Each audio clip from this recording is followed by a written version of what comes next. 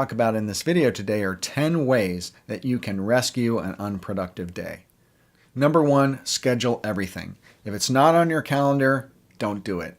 So that means time blocking. Put everything on your calendar. Put everything from waking up and drinking coffee and taking a shower and walking your dog to client calls, to design time, to marketing time, to business development. Block out every moment of your day and treat every time block as a deadline that you have to meet. Number 2 is kill the squirrels. Turn off desktop notifications. Turn off Twitter notifications on your phone, news notifications. I, for one, am incredibly distractible. And so it keeps me ping-ponging from one thing to another, and I may be deep in thought and deep in a process of doing one particular thing, and a desktop notification pops up, and it attracts my attention. I think, oh, I got to answer that email, or I just got to read that article. And before you know it, I am completely distracted. So kill the squirrels. Number 3 is do that one thing.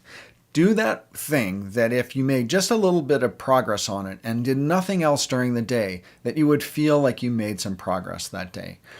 I suffer from productivity paralysis. I have a tendency to do low priority things first because they're small and I think I can get a bunch of them out of the way.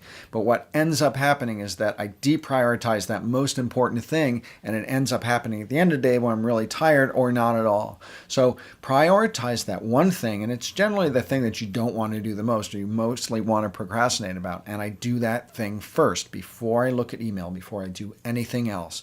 Do that one thing. Number 4 is set up a reward. Set up a reward for getting something done or a series of things done. It could be as little as a cookie or a walk around the block or listening to some music, or it could be as big as a dinner out or a trip to Vegas. Give yourself a reward and set up a reward, something to look forward to for staying focused.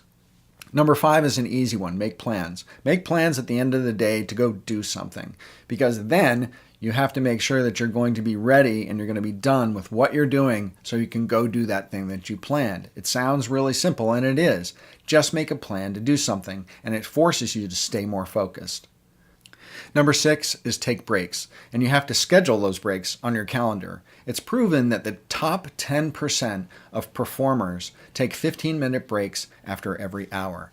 Just taking a break clears your mind, and when you come back to the work, it makes you more focused. It seems counterintuitive, but it actually works. And it's better for your body because you get up from your desk and you get some circulation going.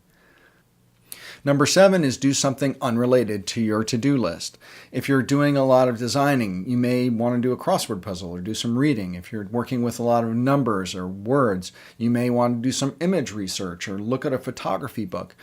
By giving your brain a break and working on something unrelated to your to-do list and unrelated to what it is that you have been working on, it refreshes your brain for when you get back to it. Number 8 is no delete key. Plow right through. If you're writing, don't edit while you're writing that first draft. If you're designing, don't get all noodly and perfectionistic on that first design that you're doing. Go for volume. Kick a bunch of things out. It's incredibly helpful and can make you more productive than getting perfectionistic about things too early on. Number 9 is no multitasking. People think that they're great multitaskers, but it's been scientifically proven that we're really not built for that mentally. So trying to focus on one thing is going to make you much more productive, and you have to get rid of distractions. So if you're writing, turn off your phone. If you're on a Skype call, close that browser window. If you're designing, go full screen so you don't have a bunch of windows distracting you. You want to make sure that you're focusing on the task at hand. And time blocking with your calendar, if you're focused on that deadline for that time block you have to do that thing, that's going to be helpful. And finally, number 10 is document your processes. Now, this is a bit of an investment, and it's a little bit of slowing down before you speed up, but it's a really valuable one. You want to write down the steps and processes in every major thing that you do. For instance, I have a checklist of about 15 things that I go through when I create a YouTube video, from recording to editing to thumbnail art, etc. And by documenting your processes, one of the added benefits of this is if you have people on your staff or you eventually get a virtual assistant or something like that, you can use this documentation to train them to do what it is that you do, to be able to delegate more easily what it is that you do. And by having those steps codified, it makes it easier for you to be efficient with your time and to get things done very systematically. And then follow those steps. It will make you more efficient. So that's it. I hope you enjoyed this video and 10 productivity tips that can help you with your time management. And if you did, please hit subscribe below so you can see my videos when they come out.